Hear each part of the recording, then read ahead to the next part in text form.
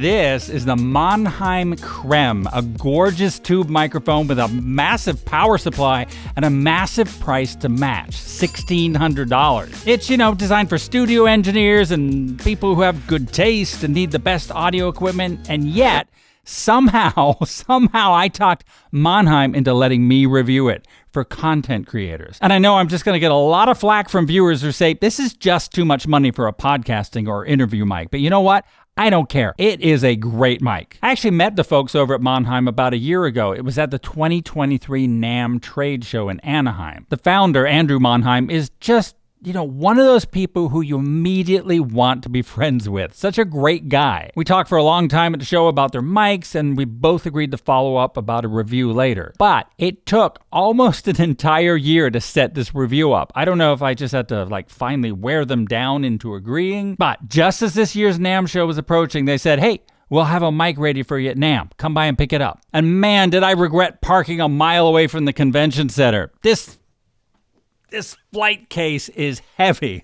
Inside this case, which is foam-lined and then covered in fabric, you get, the mic. And the mic comes in a nice wooden box, and it's even laser monogrammed with Monheim's logo. And like the flight case, the wooden box is also foam-lined, and you also get the power supply, and we'll talk about that in a moment. You get a shock mount, and more on the shock mount in a moment too.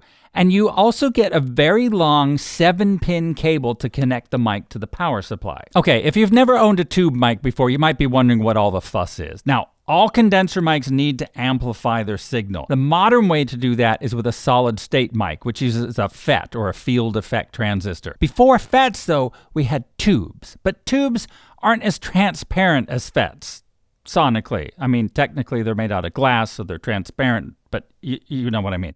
They add distortion to the signal, especially when you push them a little, really pump some level through them.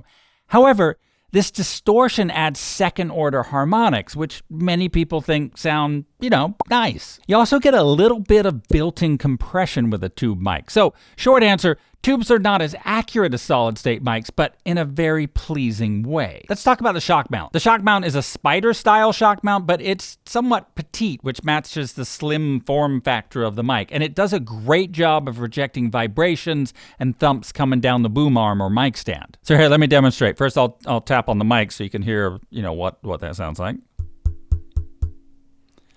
All right, now I'm tapping on the boom arm. And I'm going to tap on the outside of the shock mount. My one little issue with the shock mount, though, is that you need to really be sure you've closed these little latches. This is a friction fit hold on the mic, and if these latches aren't closed, the mic could conceivably slip right out of the shock mount and crash to the ground. Now, I don't know how likely it is for the mic to actually fall, because it's still held very firmly, even with just one of these clips closed, but I think it really just comes down to you doing your job correctly and closing those clasps. All right, I'm going to put on some headphones right now because I really like the way this mic sounds and I want to hear myself talk as I talk to you.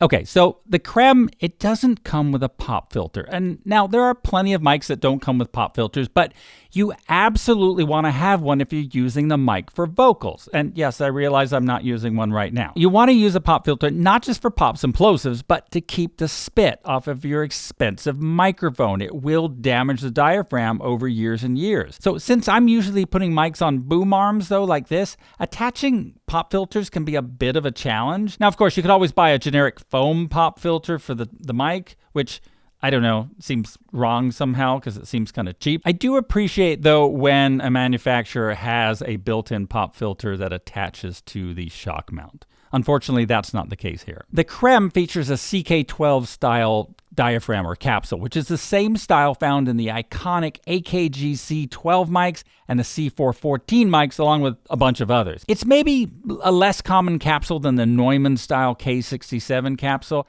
Now, the CK12 style of capsule tends to have a nice low end and a smooth, unhyped high end. It's also more prone to plosives, though, so I am not going to do a plosive test with this mic because that would just be mean. The Monheim Crème is surprisingly quiet for a tube mic with a self-noise of only 10 dBA. It can also handle a lot of volume. Now, Monheim's website listed the maximum SPL, or sound pressure level, as being 130, 140, or 150 dB. And when I saw that, I immediately went looking for some sort of pad switch. But there isn't one. It turns out that the different polar patterns have different levels of sensitivity. And so the microphone can handle different amounts of volume before it distorts, depending on the polar pattern selected. Omni is the least sensitive, and the figure 8 pattern is the most sensitive, with cardioid being in the middle. Okay, so let's run through the 9 polar patterns so that you can hear how the sound changes. And you might need headphones or some really good speakers to tell the difference. Each setting has been balanced so that the high frequency levels match each other in volume, but the low end response changes. So listen for the low frequencies as I switch between patterns. And of course, you're going to hear more or less room sound depending on the polar pattern. Okay, so this is full Omni mode. You're probably hearing some more room sound, and there are actually 3 settings between Omni and cardioid. So let's switch to the next setting. So this is slightly less Omni. We're moving towards cardioid. And now we are halfway between Omni and cardioid. We are closer to cardioid.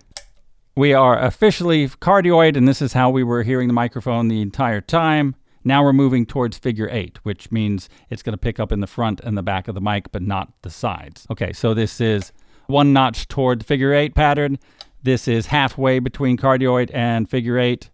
This is 1 notch away from figure 8, and this is full-on figure 8 pattern. So I wanted to also just quickly demonstrate the off-axis sound both in Omni mode and figure 8 mode. So I'm going to rotate the mic in the holder, and I'll talk as I do.